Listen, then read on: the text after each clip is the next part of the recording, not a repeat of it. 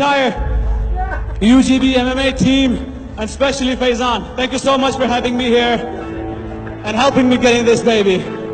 And yeah, especially that guy over there who's rooting for me all the time from day one.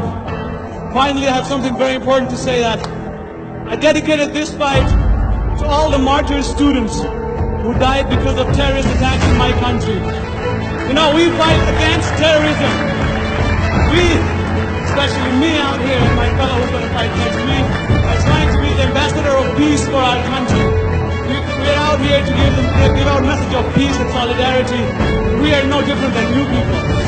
So I am a student and I'm an ambassador of all the students of Pakistan. And all those 19 people who died, who were martyrs, this one's dedicated to all of you.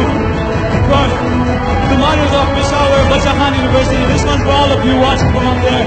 This one's for you guys. Thank you so much once again, everyone. Ladies and gentlemen,